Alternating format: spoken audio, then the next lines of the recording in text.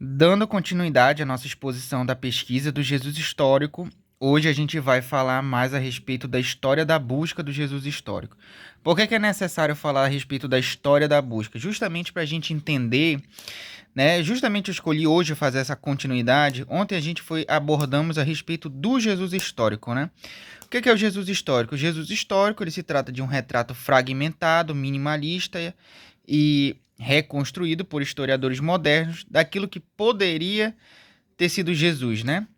O retrato mais próximo pintado por um historiador do Jesus real, né? Então vale a gente fazer de novo, novamente, né? Sempre lembrar tanto da diferença, tanto que John P. Meyer faz, como James Dunn faz, como também o próprio Raymond Brown faz.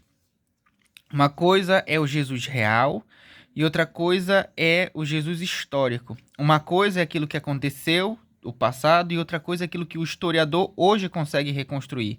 Isso vale não só para Jesus, mas como qualquer coisa, qualquer parte, período da história antiga, né? A história a gente está trabalhando com fragmentos, resquícios de passado, então na maioria das vezes a gente está lidando com graus variados de probabilidade, né? Para dar uma continuidade sobre isso, a gente vai falar hoje a respeito da evolução, né? Ontem eu mostrei que o Raymond Brown tem a percepção, ele expôs, né, que o retrato do Jesus histórico ele muda justamente a partir de como esses métodos, os critérios de investigação, né, que certamente de alguma forma dão legitimidade ao quadro do Jesus histórico, eles se definem, ou se refinam, ou se redefinam, né? Então sempre ele vai mudar muito, né? Sempre algum historiador vai chegar, vai contribuir com alguma coisa. Pode ser que esteja longe ou mais próximo do Jesus real, né? Mas enfim, hoje a gente vai dar uma certa continuidade aqui. Esse livro aqui ele é muito bom, eu indico para qualquer pessoa que queira estudar a respeito do Novo Testamento de forma geral.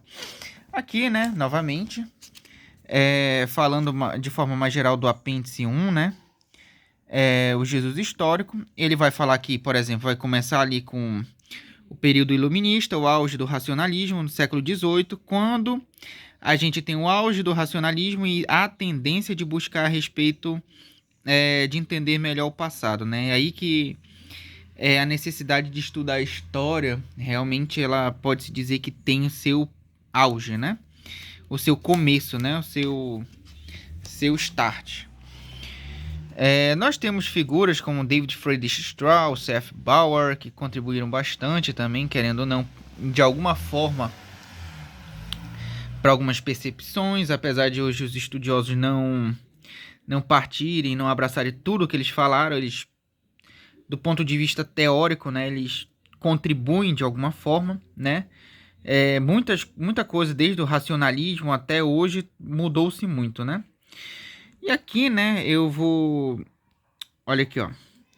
A gente pode falar de Renan, retratava que Jesus puramente humano.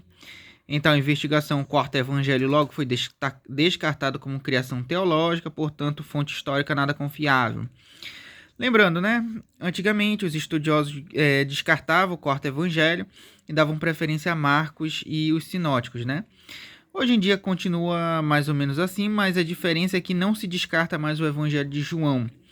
O Evangelho de João muito provavelmente tem marcas históricas e conteúdo histórico ali, né? Para quem quiser saber mais, principalmente a respeito da filiação de Jesus, né? Na minha página do Instagram, que eu dedico a justamente a exposição dessa pesquisa, eu coloquei o artigo tanto do inglês como também em português, do Richard Balken a respeito da filiação de Jesus. Quem puder pode ir lá dar uma conferida, tá nos destaques. E aí aqui ele vai citar o Albert Schweitzer, né? Olha aqui, ó. Mas antes aqui, ó. Bora falar de Wrede. Wrede afirmou que Marcos era também um produto da teologia, no qual Jesus estava apresentado como um divino, não sendo igualmente fonte histórica confiável. Por trás dos diferentes modelos daquilo que se chamou a primeira busca do Jesus histórico, estava a implicação de que a teologia moderna deveria mudar conforme o que os estudiosos decidissem sobre Jesus. Novamente, Raymond Rowley vai chamar de ingenuidade essa percepção, né? De querer usar a pesquisa do Jesus histórico como um parâmetro para corrigir de alguma forma a fé cristã. Não dá para ser assim, principalmente porque a história não é objetiva. Eu já introduzi aqui que o nosso conhecimento do passado ele é muito fragmentário. A pesquisa histórica, principalmente em matéria de história antiga, ela só pode nos dar o que? Graus variados de probabilidade, né? Então, o historiador se contenta com aquilo que é o mais provável. E levando em conta que os estudiosos, como é que é? Eles despojam a teologia e, querendo ou não, um tanto de espiritualidade, pode ser, ou é quase certo, como o próprio Raymond Brown diz, que possa haver certas distorções da figura de Jesus, né? E ele mesmo vai dizer que há certas distorções da figura do Jesus histórico justamente por conta que o historiador, o pesquisador, ele quer encontrar aquilo que ele quer encontrar, né? E é justamente essa crítica do Albert Schweitzer. Albert Schweitzer resenhou o período de mais de um ano e tal da pesquisa em torno de Jesus histórico. Ele afirmou que a maior parte da pesquisa mencionada no parágrafo anterior informou-nos mais sobre os investigadores do que sobre Jesus, pois eles descrevem o reflexo da própria imagem do espelho. Lá no artigo Jesus da História, do John P. Meyer, ele também fala a mesma coisa, né? Há essa mesma exposição. Justamente que aquilo que eu estava falando, né? Nessa busca do Jesus histórico, dessa certeza absoluta, acabaram distorcendo, né? E uns começaram a dizer que Jesus era socialista, revolucionário, que Jesus era cínico, que Jesus era... Enfim, qualquer tipo de teoria aí que não tem base nem cabeça, que Jesus era um mago do primeiro século, não funciona esse tipo de argumentação justamente por poucas evidências em torno desses tipos de teoria. Aí ele vai falar do Keller, né? Tem seu livro O Chamado Jesus Histórico, o Cristo Histórico. Apresentou uma reação cética à pesquisa de Jesus, sustentando que era impossível separar o Jesus histórico da fé, visto que todos os escritos do Novo Testamento focalizam este último. Querendo ou não, ele vai dar uma... Ele vai dar... uma cordinha ali para Bultmann futuramente, né? Que Bultmann ele também não quis dar tanta importância assim para o Jesus histórico, justamente porque ele dizia que está impregnado, né? De teologia e tudo mais, né? Bultmann não deveria... Peraí. Assim, podemos simplificar, contrariamente à busca. Bultmann não mudaria a teologia consoante as descobertas sobre Jesus histórico, que eram irrelevantes para a fé. Paradoxalmente, não queria desfazer a exaltada imagem do Jesus nos evangelhos. A reação a Bultmann, conduzida amplamente por seus próprios alunos, constituiu a nova ou segunda busca. É nessa segunda busca aqui, depois num outro momento eu falo sobre a exposição dessas buscas, lá no James Dunn, que o James Dunn ele também vai trabalhar mais detalhadamente, ele desenvolve isso em capítulos e não só em um capítulo, né? Aqui o Raymond Brown é muito bom, mas ele coloca de uma forma mais resumida. É nessa nova busca, depois de Bultmann, que a gente vai ter a criação de alguns critérios de autenticidade, os principais, né? Mas principalmente depois da criação desses critérios de autenticidade, ele, apesar de serem bons, alguns estudiosos também vão reconhecer que eles são limitados quando eles vão ser usados de forma muito rigorosa, né?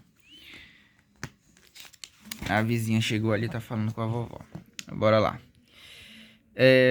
Ele buscou desenvolver critérios a fim de determinar o que poderia ser histórico na tradição do Evangelho. Outros pós-bultmannianos procuraram determinar traços históricos sob a apresentação do Evangelho. O resultado incluiu várias imagens de Jesus de importância religiosa. Por exemplo, alguém que considerava representação escatológica de Deus, demonstrando o amor e valores. A influência de Bultmann permanece no fato de que um toque existencial dominar todas essas imagens. Um Jesus com quem se pode ter relacionamento, mas não alguém que ofereça a formulação cristológica explícita. Enfim, né? Esse daqui eu vou dar uma... No outro vídeo eu vou falar só sobre os Jesus Semina, né? Que aqui ele vai começar. Porque ele vai já reagir também ao Jesus Semina, né? Enfim, esse é o resumo das principais buscas a respeito do Jesus histórico. É importante vocês entenderem que houve buscas, né? Que houve tentativas, que isso não vem de agora, né? E essas imagens, hoje a gente pode dizer que a gente está melhor, digamos assim, justamente pelo refinamento do critério histórico, né? E dos critérios de autenticidade, dos métodos históricos. E também de entender que o conhecimento do historiador de alguma forma é limitada e o passado também é limitado e tudo mais.